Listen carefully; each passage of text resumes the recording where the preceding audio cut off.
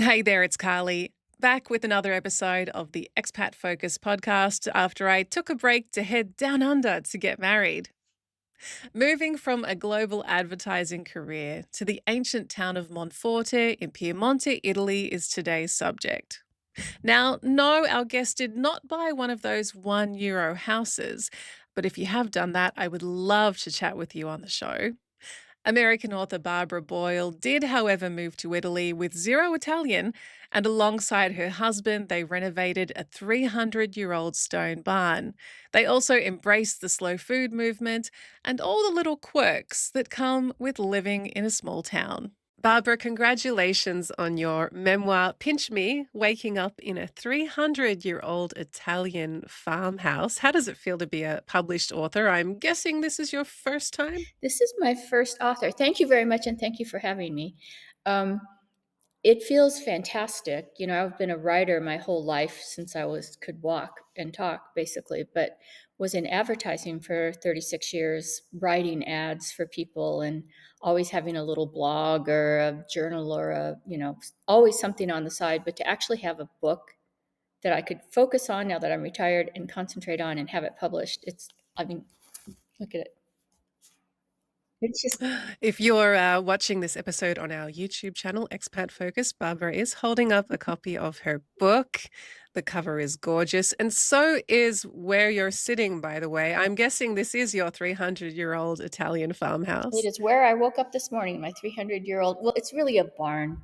There's a home that was now the couple guest rooms. This was a barn for animals and cows, and we still have the random attack from ants and strange little things left over. But what's nice is it's big. The ceiling, I think, can I tilt this? It's really tall. Yeah, take us on a tour. It's kind of fun. It's very dramatic. And we put in It's where very the door dramatic. was, we made a very classic kind of bay window because cows didn't care about the views, although it's funny, the people here in Italy build homes protected by the sun and the elements, and they leave all this to the animals. And us crazy Americans come in and say, we want the views, and we'll turn on We want the animals' we views. want the Yeah. animals' views. They have the best views. So it's a really lovely place to live because of that. It's kind of funky and different and built. It's covered with stone. I mean, it was built in stone 300 years ago. Yeah, for the benefit of our listeners, we have incredible old stone walls and then this stunning, I'm guessing it's like black iron It's staircase wrought iron. behind you. Yep. On glass.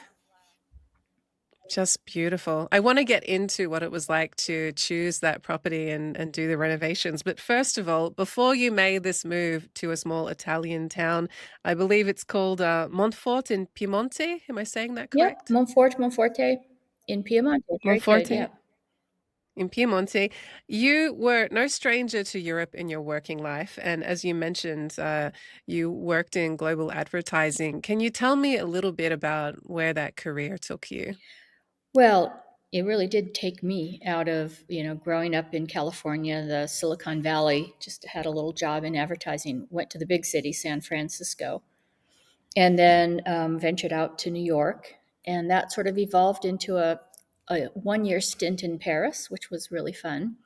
And then I came back, worked some more in New York, and had an opportunity to come work in Germany as a regional creative director for Procter and Gamble in that area, and did that for a few years, and that grew into being coming back to New York and kind of doing all of the advertising for Pampers, which is the biggest brand at Procter and Gamble. I'd say The nappies. nappies. I know it sounds random, but it was really fun because we got to work with babies, and they had wonderful creatives around the world. So I got to work with all of them. I mean, I grew up as a creative, so I'm a creative director, but a really great group of people. Um, so, as a regional creative director, also for having lived in Paris for a year and then back to New York, once we got the brand globally, I got to travel pretty much every week. I mean, I once got on a Lufthansa flight and I looked at the flight attendant and I said, "Oh, hi, I like your haircut." And I went to sit down and went, "Oh my God, you know, I know these flight attendants like colleagues." It was crazy. So, I got to travel a lot. I mean, that's wonderful because you can go for 3 or 4 days to Istanbul or Cape Town for a shoot, or you go to Tokyo to do in-house visits of moms for a week. And then when you get back home, you go, oh, I want to go back here for vacation, or I'd like to go back there.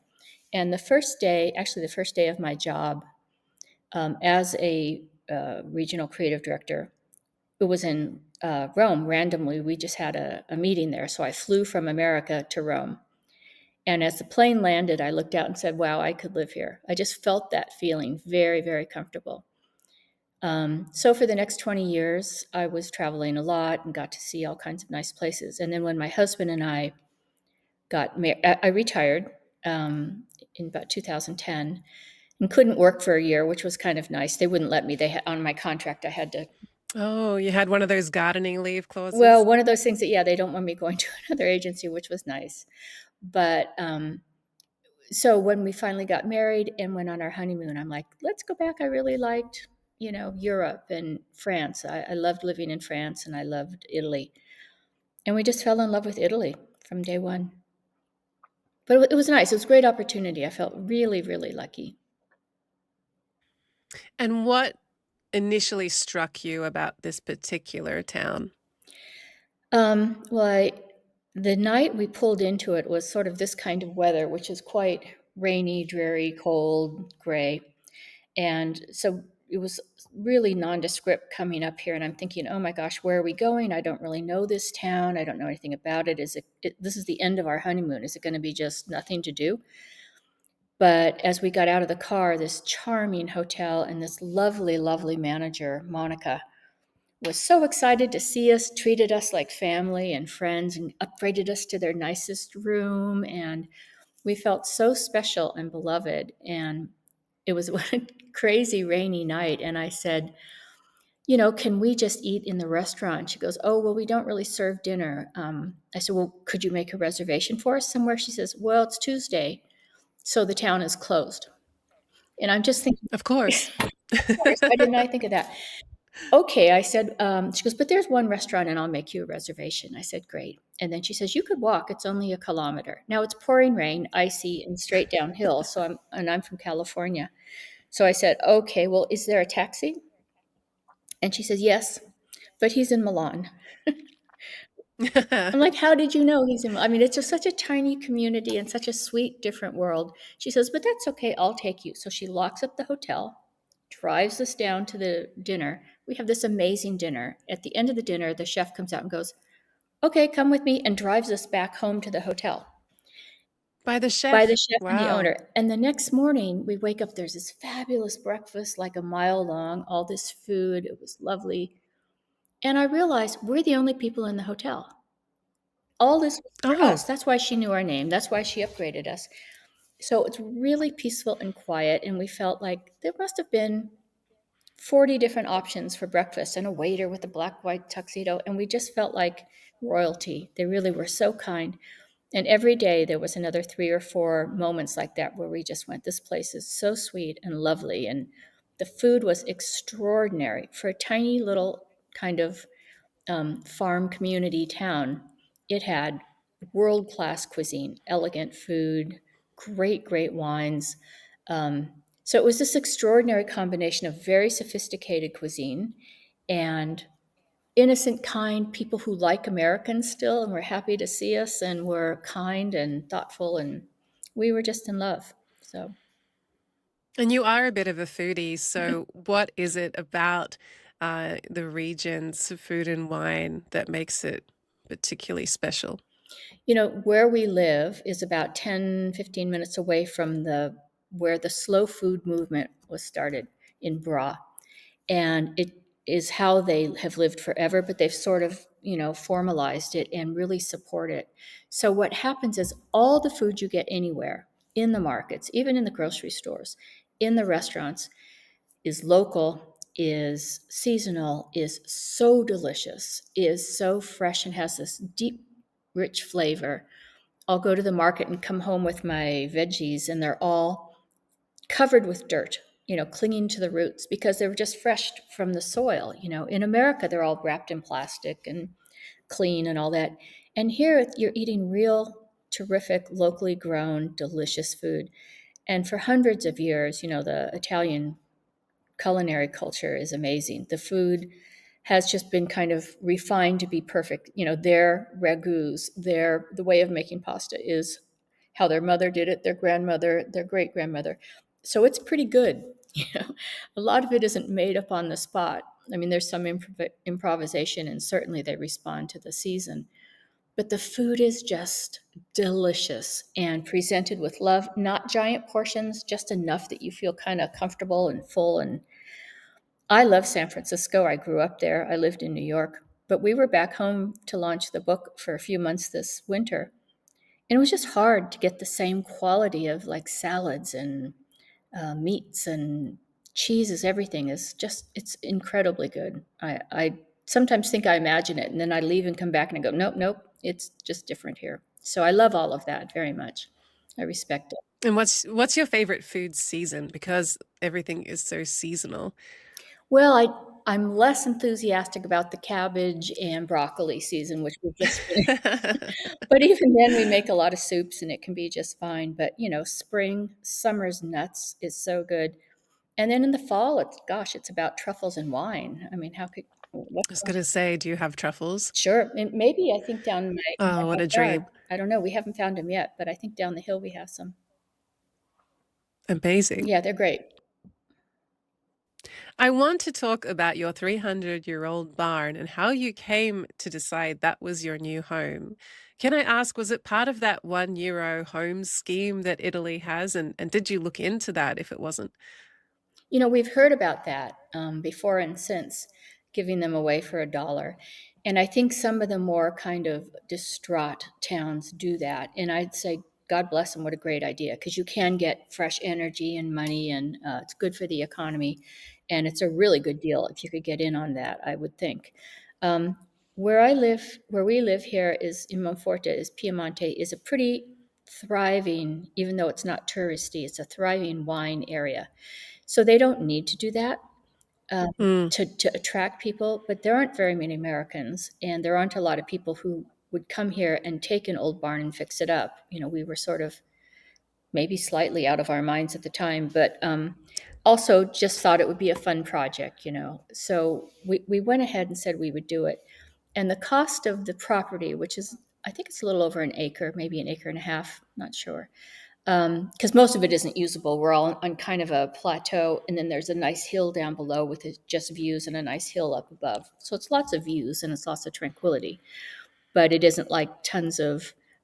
You couldn't build another house here, and so we paid what you'd have to pay for a very very nice car in America right now, more than $1, more than $1,000, but nowhere near what you would pay for the same kind of thing in America and probably in other places in Europe.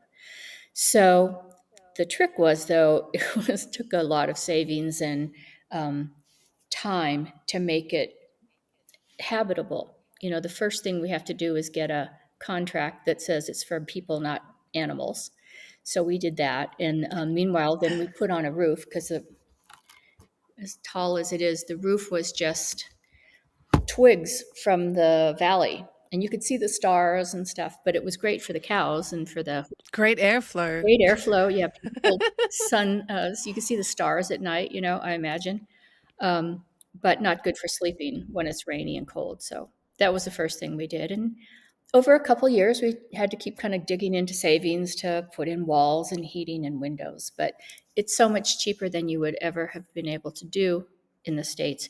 And homes like this don't really exist in the States, certainly not for less than as I say, a king's ransom. It would be quite expensive. So it was an economical thing to do and fun. And I'm guessing you didn't know anybody when you first moved there. So how Yeah, did you go about finding trades? And let's face it, reliable trades. I live in France and it is like pulling teeth to even get a contractor to come to your house to give you a quote for a renovation, let alone locking them in, getting the materials on time, exactly. and the communication factor. I have so many questions. The year in Provence. Huh? Where in France are you? I'm in the Alsace Oh, region, beautiful. Strasbourg. Yeah, and they have good, work ethics there. They've got that hint of Germany going on, but Let me know when you find someone. No, they're not too bad. No, we got very, very lucky. Our neighbors are fantastic. They actually sold us this house because the house was left. The old woman who was born here and died here 98 years later gave the house to them in her will because they're so kind. And so they're still the best neighbors ever for us as well. We met them the first day, so that was fortunate. Also, our realtor happened to know a builder and not an architect. It's called a geometrist. It's one step down. So we worked with a really good geometra. Not our architect, our builder itself was fantastic. He's from Albania and he's really good at stones, as you can see. And he can take an old wall that's half built, put in stone, finish it, and you can't tell where he started and where the old stone wall left. He's Ah, incredible. seamless. Yeah, Amazing. and we find the work ethic here has been fantastic. People would get here by 7:30, quarter to 8, work until the sun went down, which is in the summer it can be 8:30 or so and hot. They worked very hard. It took 18 months, but we had some good subcontractors too. We have since met ones that are a little less expensive and a little more available because we're local now. But we got lucky with our builder, with our the kind of group of people that we met in town. Again, because they were welcoming to us and they wanted us here. And it was, to be honest, an influx of American money into a little town that noticed it. They're not struggling here, but it was nice to have, a job for 18 months working on a house. So we got very, very lucky. Also, this wasn't why, but my husband was a real estate developer. So he knows building a little bit. I mean, he didn't do it with his own hands, but he knows what he's doing. He knows what things Mm. cost. So that was a confidence.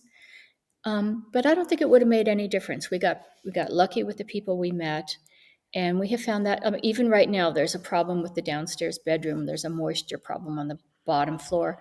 We called our builder, 10, 12 years later. He's here kind of drilling away, trying to figure out how to make it completely waterproof. And they've become friends, Our electrician, our plumbers, all those guys, we call them up. They're here within an hour. They're really nice and very good. Luck, I guess. Oh, that's really Yeah, good. And how did you go with the language barrier? Did you have much Italian before you moved? zero. You can tell your listeners I'm holding up a zero. I knew the word. I knew the word ciao. I thought I knew the word arrivederci, but I didn't really know what it meant. I could say buongiorno, but I used it at the wrong time of day all the time. So, Oh, I still do that in French. do you speak French? I'm bonjouring people in the evenings. Bonsoir. Mm, Did you know French when you went there? absolutely not. I chose Japanese in school over French, and regretting that for the rest of my life. Wow, you must be brainy.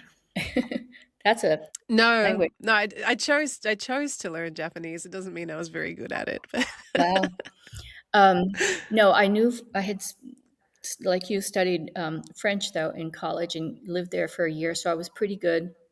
I've forgotten most of it, but I was pretty good the year I was there.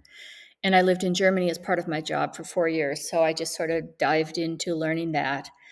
Again, I can understand both of those still pretty well, but right now the front of my brain is Italian. So I'm like, yeah, I understandable. said, when we were looking at where we might maybe have a project as a second place, I was assuming it would be the south of France. I always wanted to live in Provence. And my husband said, "Yeah, but I like pizza." But I'm like, "But I don't know a word of Italian. I could get pretty good at French again." He goes, "Oh, okay, well, we'll look at both." But then I fell in love with Italy too. So we just started taking lessons, But as I look back, it was 2011 that we sort of started after school. You'd go to these evening classes for adults and books and Duolingo, and I had a very good school in San Francisco, the Istituto Scuola Italiano, and Istituto Scuola ISS. Anyhow, they're fantastic, and I still have a teacher that I use on Zoom who lives in Italy through them. So we're going through that school. So their teachers are great, and you just study it. It's been now 15 years, and I'm trying to get my long-term permesso di soggiorno, my long-term residence permit. So you have to pass some certain tests. So we're back taking classes at school, and they're free here. So But That's you great. take it slowly, you do the best you can, and I'm not afraid to sound stupid, so I'll just say stuff, and they're so sweet here. I think the French are tougher on you unless your French is perfect. At least in Paris, they were like, I would say something in French, they would answer me in English, and you'd be like, "Oh, sorry." And here they're like, "Oh, that's it." They forgive you and they work with you and figure it out. So it was fun. It's a good project in my this chapter in my life. Towards the end of the book, I'm learning. It's great to keep your brain fresh and learning and growing. So maybe I would have learned it faster when I was younger, but I'm pretty good at it now. Get by. Yeah, I feel the same in French. I have a long way to go, but I can hold my own at the supermarket. And I used to say I have taxi cab German, taxi cab French. Yeah. I'm really curious, Barbara. You went from a globe-trotting, high-pace, high-stress career to retiring in a small town in Italy. How was that adjustment for you? It was really a welcome for me. It's funny, I have these flashes of when I was 7 and 8, the kind of innocent time back in Silicon Valley when, it was 60s and 50s, 60s, 70s, where you're still, I don't know, washing your own kitchen floor. You don't all have dishwashers. There's kind of life's a bit slower, a bit more, I don't know, natural. And it's a very comforting feeling. Sometimes I stop and I realize I'm doing things by hand I hadn't done in years, and I find it more of a pleasure than I ever realized. So I like that. I like the tranquility. It takes us always, whenever we've been back in the States for a month or two, we come back here. It takes a couple of weeks to sort of not be going, okay, we got to go here, we have to go here, and where are they? And just go, they're not ready. We'll call them tomorrow, and just sort of slow down. And I find it joyous and peaceful and good. Every now and then you're frustrated with things not getting done. It's a very bureaucratic country. I think France is too. But, America has its own problems right now. So I would trade any of those for being here. We love it here. And And what is your outlet when you do need that more sense of busyness? Well, there are computers everywhere now, and when I need to, I'm way behind on most of my emails. And again, publishing this book was wild because, I thought I'd write a book, I'd mail it, and kind of wait for people to tell me how it's doing. It's not like that. You're out there walking around and meeting people and doing events and talking, and I've been breathlessly busy for the last year, really getting the manuscript finished and then getting it out into the states, into people's hands.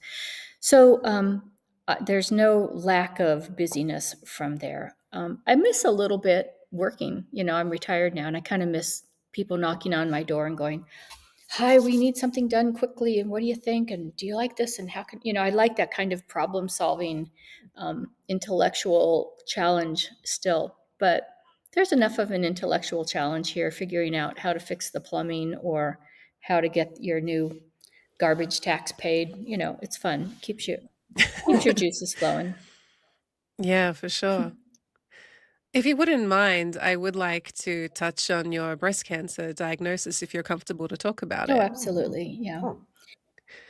It's obviously something that people don't see coming and can be quite a shock. And this is something that you were diagnosed with after you moved to Italy? Oh, yeah. I mean, you're exactly right. I did not see that coming and hadn't planned on it. And we just been kind of fully settled here for about 18 months. And we went home in the winter. I had a mammogram, did everything you're supposed to do in March. Went back in the summer for our kids' weddings for a couple weeks. But I just found myself really tired all summer, and I kind of couldn't get my second wind ever, but didn't think about it.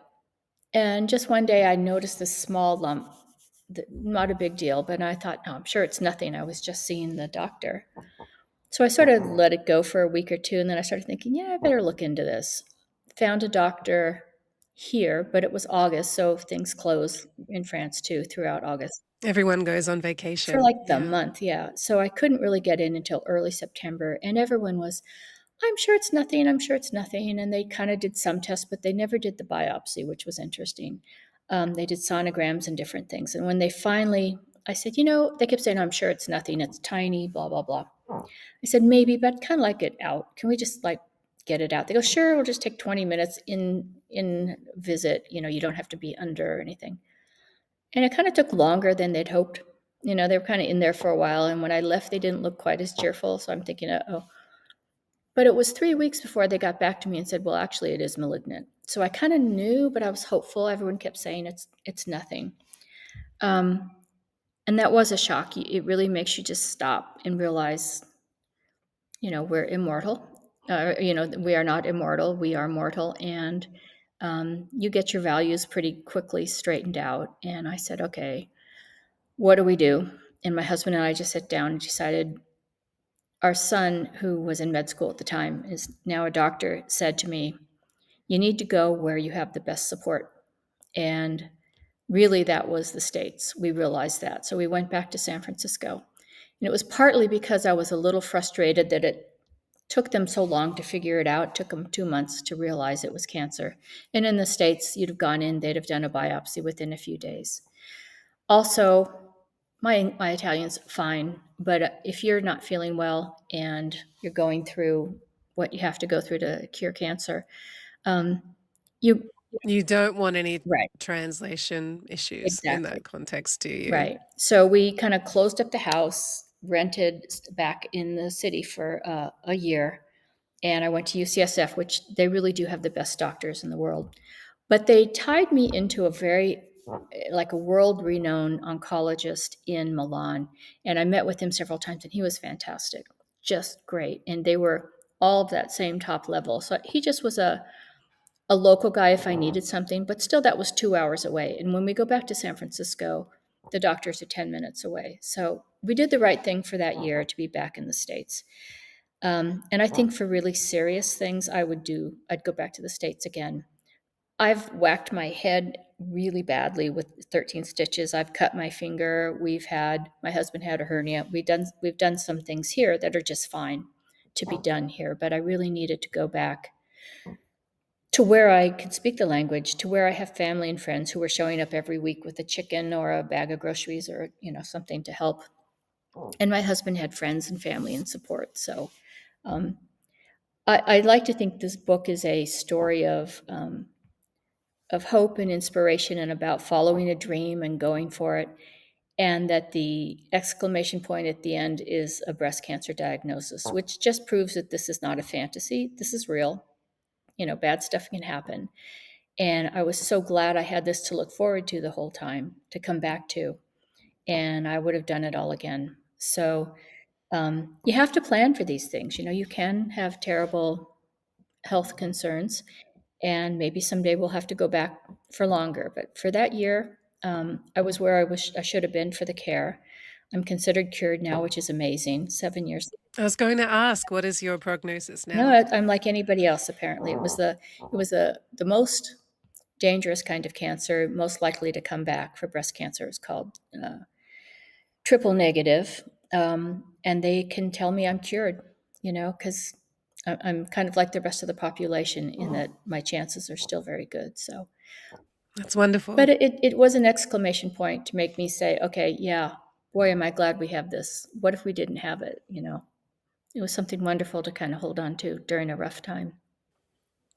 For others who might be assessing Italy and looking at its healthcare system, you mentioned that things were a little bit slow from taking a biopsy to getting, the result, for example.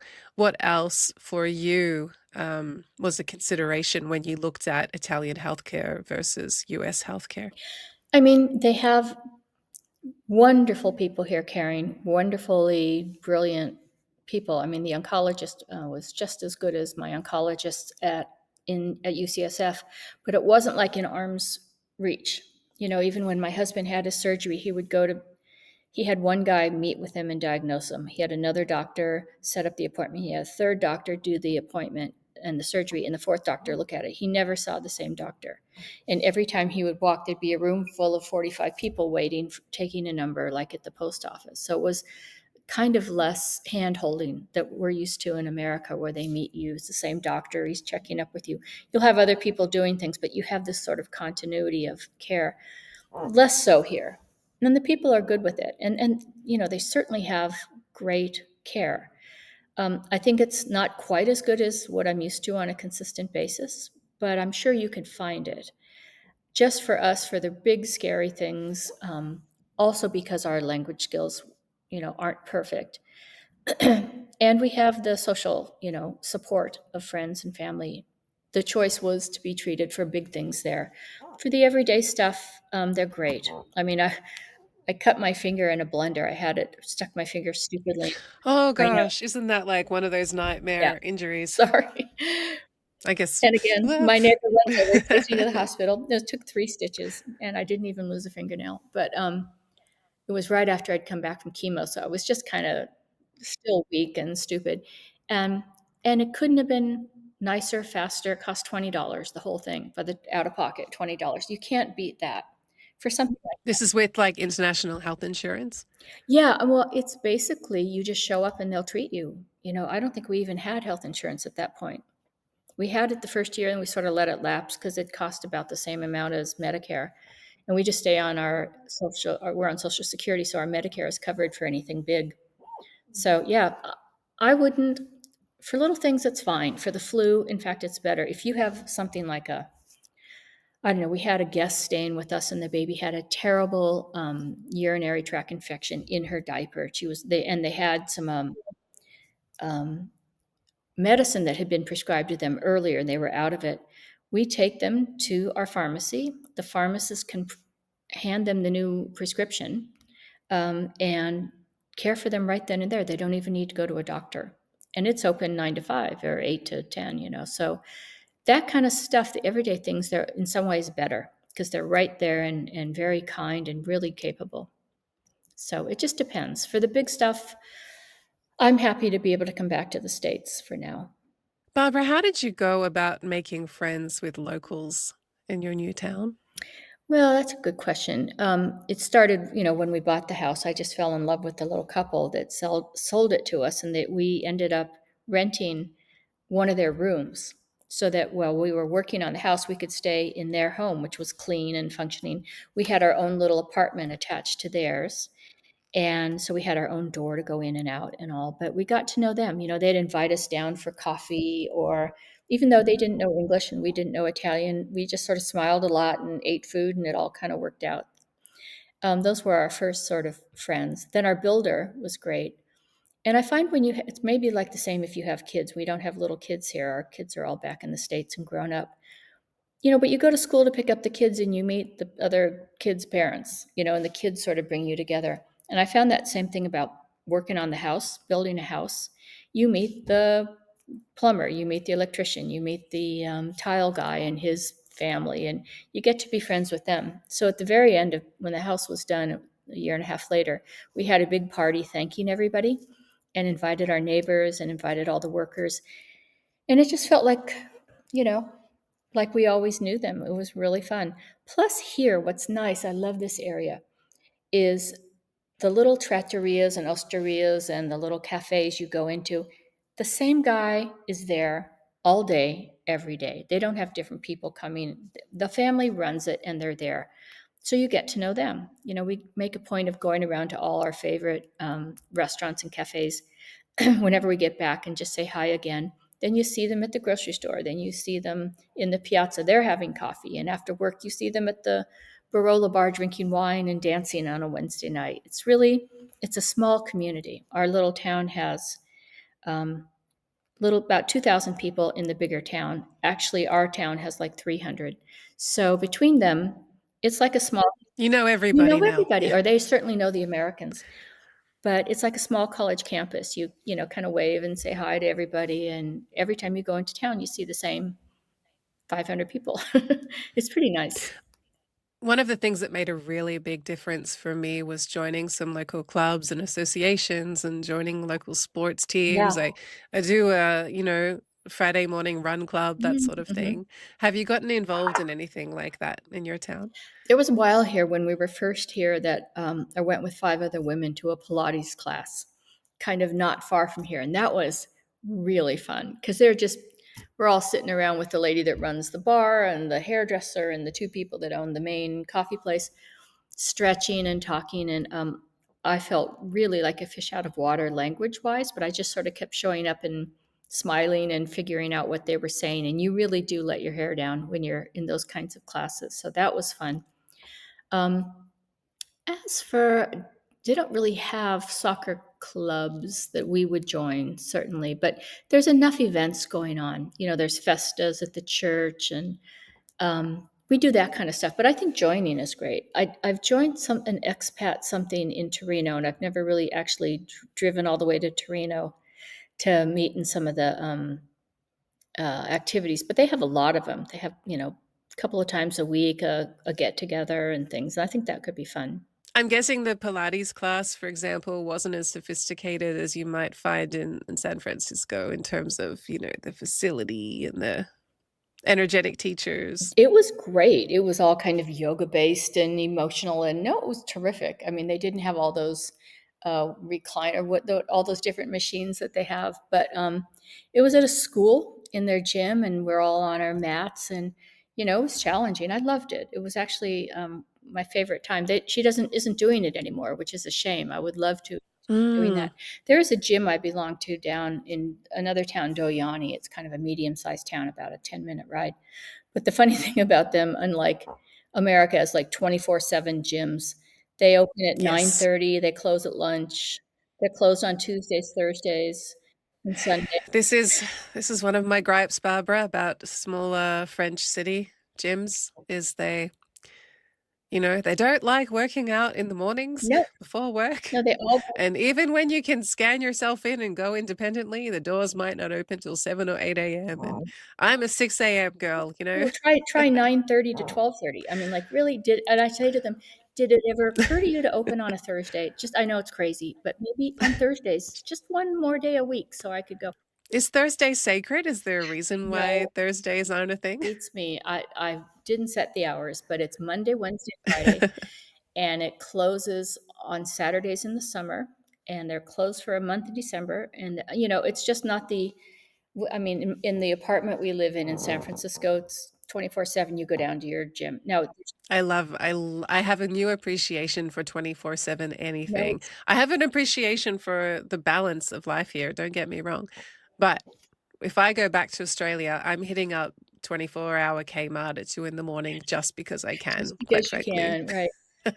Well, there's no excuse for me not walking every day. So unfortunately, I do that, and it's pretty hilly where we live. The whole thing about the Longas, all the ridges and the beautiful views, but there's no level anything. It's all so that forces At least you get that automatic workout, right? automatically. Just Yeah, living your life. here we have stairs. Again, in San Francisco, everything's an elevator, perfectly flat. Of course, you'd be used to Yeah, that.